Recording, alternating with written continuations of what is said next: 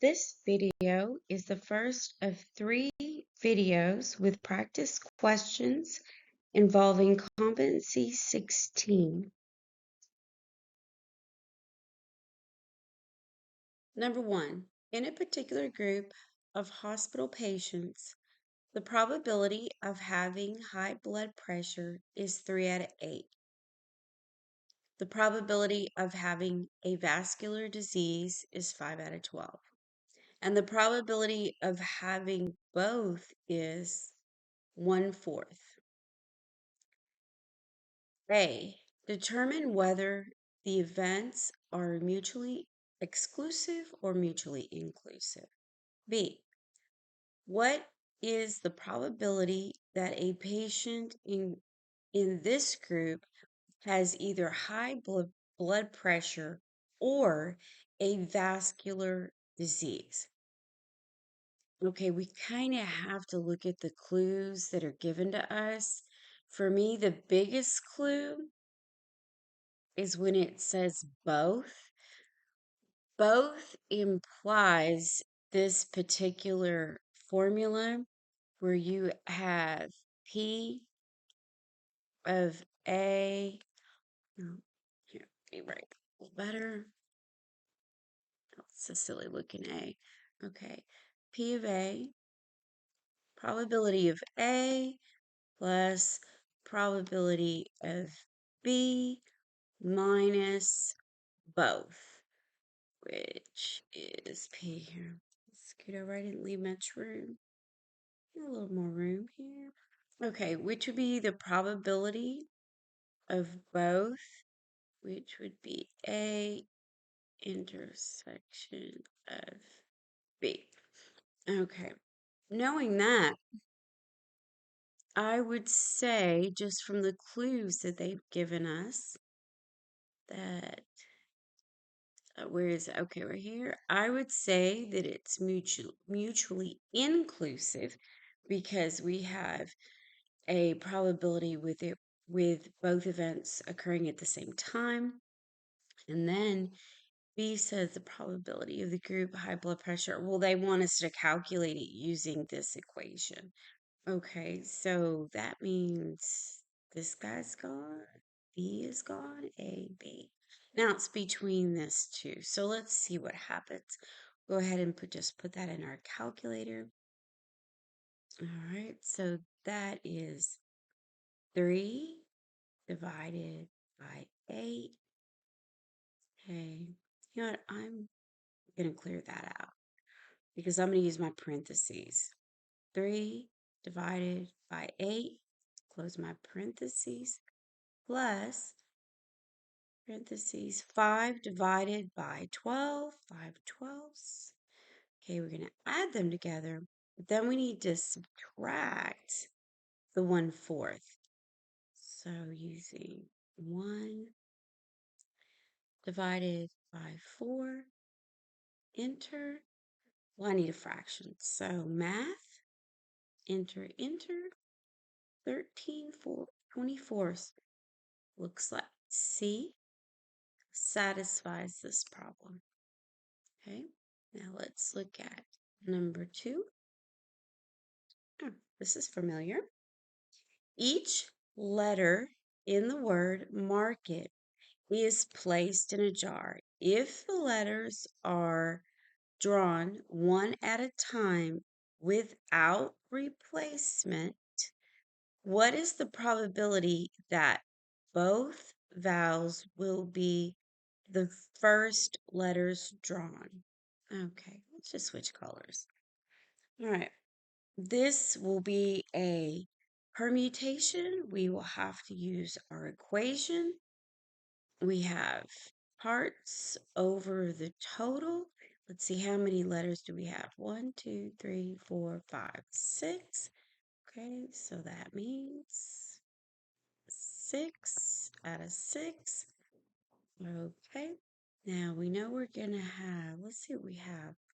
We're going to have repetition. Well, we have to select what is repeating, or what are we not repeating, but rather what are we selecting and what are we not selecting. what are we selecting? Both vowels. So that implies we have two of them, A and E. So that's A and E. That's going to be repeating vowels. So we have two of those. So we are selecting two vowels. The rest of the letters will be four letters. So that is 4 out of 4. Okay. Use our parentheses because of order of operation. I know I keep repeating that, but I've made that mistake so many times. So open parentheses, alpha window 7, and that's 2 out of 2, 2 of 2, arrow over times alpha window 7, and that is 4 out of 4, parentheses, divide, alpha window 7 again, and we have all of our possibilities, the 6 out of 6. Okay, enter. We need a fraction, so math, 1 out of 15. That would be option C. Another thing that clued me in or made me recognize what I needed to do was the word probability. They didn't ask what are the total outcomes or what are the combinations. It's probability.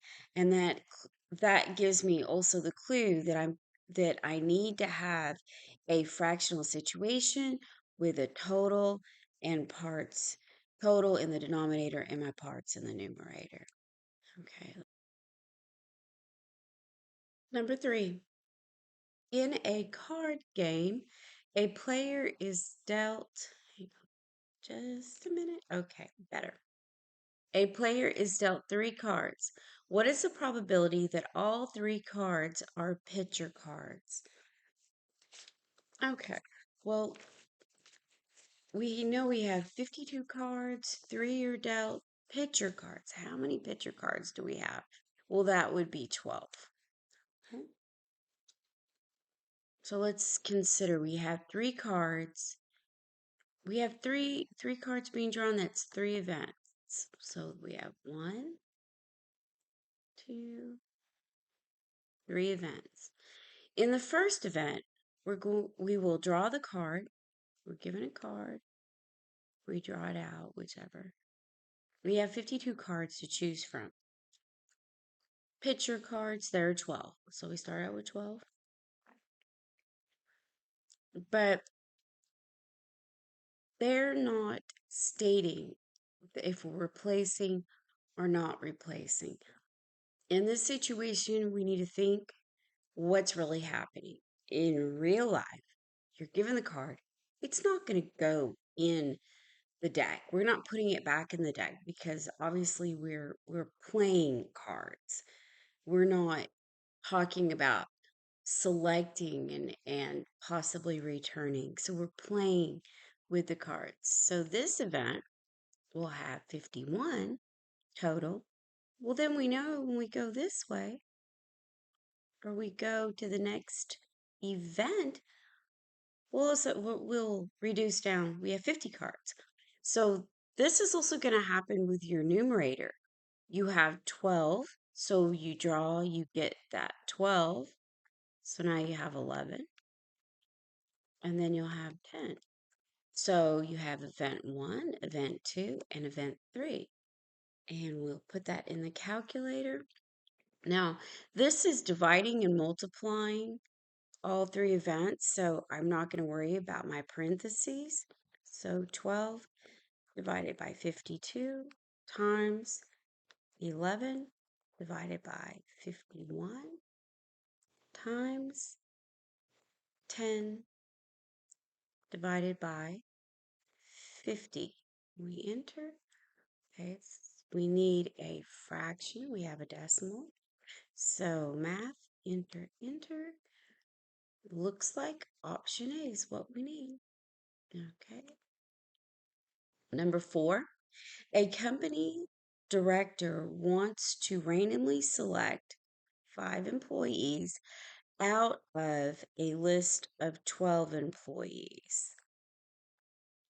Okay, for a trip of the 12 employees for our name, John, Steve, Lana, and Jose, what is the probability that 3 out of the 4 employees named will be selected? Okay. Yes, we're working with people, but notice it doesn't talk about a lineup. So we don't have seats in a line or lining up for a photo. So we are using a combination and not a permutation. And it does ask for probability, which implies that we have a fraction of part over total. That's bothering me. Okay. So we have a combination. So that means we have our total. In this case, we have 12, 5 out of the 12. So 12, but we're only interested in 5. Okay, so then that means that we're selecting some employees and not selecting others. So let's see, who are we going to select? We have 5, but it's talking about being particular with the 4, 3 out of the 4. So we have 4 total. We're interested in 3. Okay, then who are we not? There's 1. They were not particularly selecting. Oh, that's not quite right. Sorry. Wrong place. Wrong place. We're talking about out of our total. So we have 4. Then, let's erase some. Well, that's not helping. Let's erase all that. Okay. So what do we have? We had a total of 12 here. So we need 8. So we selected a particular 3 out of 4. Now, we need the rest of the ones selected out of the 5, out of the 8 not being selected. So we still need 2 out of 8 to get our 5. Okay, let's put that in our calculator. We will need our parentheses to make sure we have a good order of operations. So alpha, window, 8, and that first selected is 4, 3 out of the 4, arrow over, multiply, alpha, window, 8, then we need 2 out of 8. Close our parentheses, divide, alpha, window, 8. This time it's our total selections. So we have 5 out of the 12, enter. That gives us a decimal, but we need a fraction. Math, enter, enter. 14 out of 99. Okay, number 5.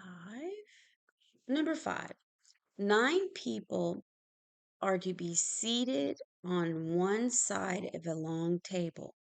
Sarah and Amy cannot sit at either end of the table. In how many different ways can the 9 people be seated? Okay, we've had a couple of questions like this, resembling this. Okay, because you have people lined up in order, let's choose a different color. We have 9 people that we're ordering. That's a permutation. Now, it doesn't ask for probability. So that means we don't need this part over total situation here. We're not going to need all of this. So what do we need? Let's go back. We need to say the different ways. So we have the permutation of, let's see, we have the long, okay, let's say we have a long table.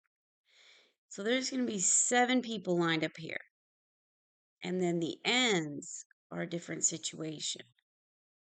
Okay, so we have 2 people. Okay, well, I can make a permutation right now out of that. So we need 7 out of our 2. And for this one, Let's erase that and put in the permutation. We will need the 7. If I could write, I would be happy. Okay. That's our 7 out of 7. So this will fill up 7 people. And then the other 2 on the end. We did one like this before. But remember, because we're lining up in a row, it's a permutation. Or rather, that's a clue. So alpha window 7.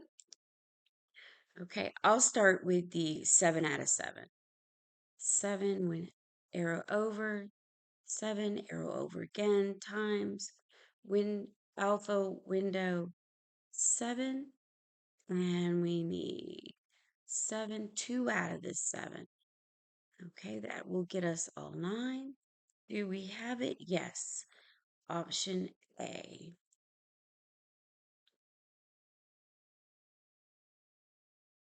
Number 6. A circle is bounded by an equilateral triangle. The radius of the circle is 3, which is perpendicular to each side of the triangle. What is the probability that a randomly selected point that lies inside the circle will also lie inside the triangle? Now, I need to point out that I have a nice, pretty little picture here. You will not get, well, let me reiterate. You might get a picture, but it will not be this colorful and all the details and explaining it. I just wanted to illustrate the wonderful properties of this situation. It's to me, it's just so unique. So let's take a look. You really have 6 special right triangles formed to create your equilateral. Please investigate these properties because I've noticed a habit of universities, high school teachers, or rather, not necessarily high school teachers, but textbooks will ask this. Okay. What they'll probably give you is just the triangle and the circle showing the radius. And that's all you're going to get. They're going to tell you, hey, just like what you see in the actual problem is all that you'll receive. However, if we really think about it, we have a radius of 3 and we draw a line from here to here. You know that that's a right triangle.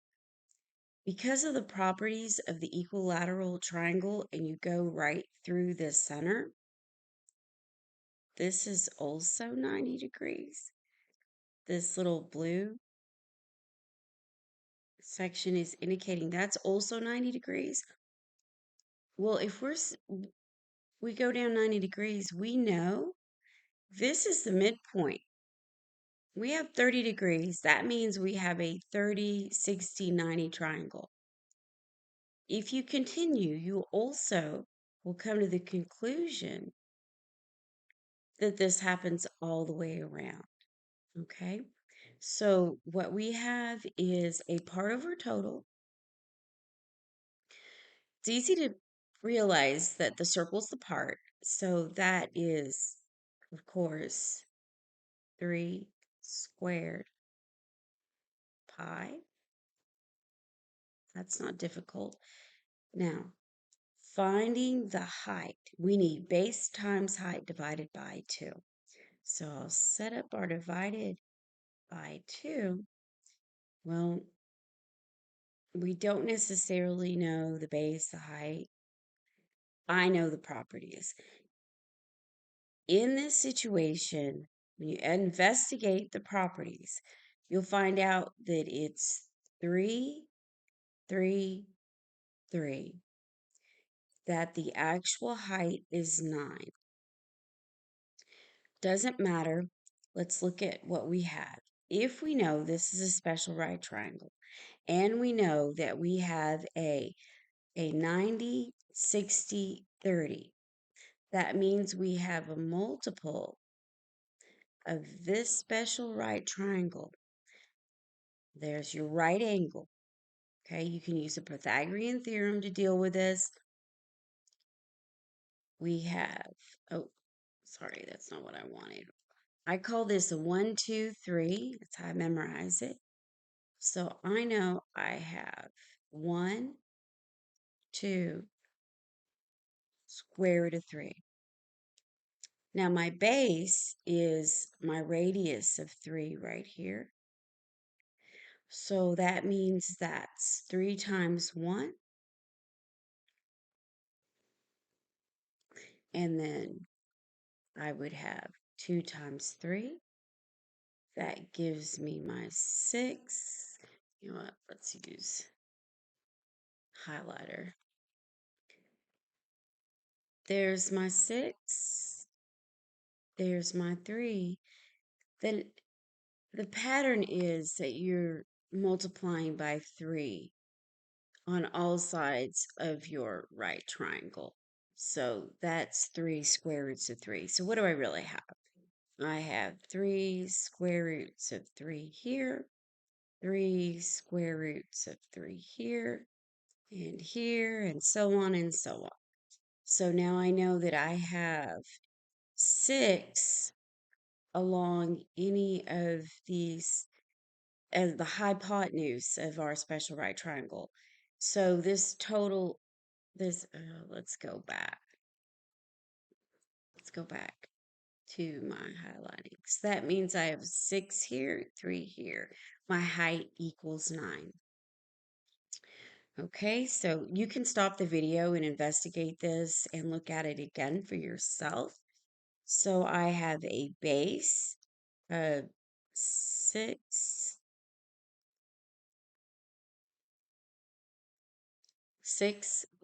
with 3 square root of 3 times my height of 9.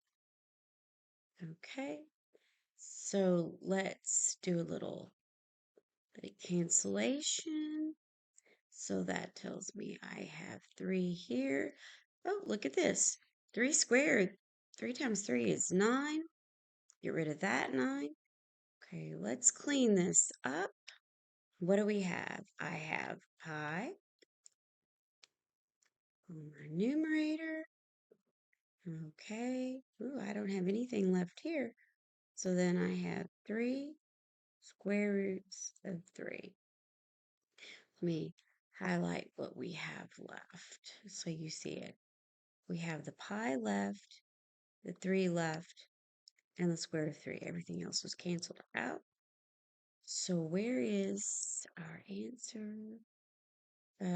3 square roots of, oh, it is B. Great. Now number 7. A 7-sided die is rolled 3 times. How many outcomes are in the sample space? Notice that we are not discussing probability, so we won't have a part over total situation. If you remember, this is very simple. If it was probability, we would be thinking of the denominators. So if we have a 7-sided die, we have a total of 7 outcomes for each roll. We will roll it 3 times. Okay, that's to the 3rd power, 7 to the 3rd power, because it would be for each roll.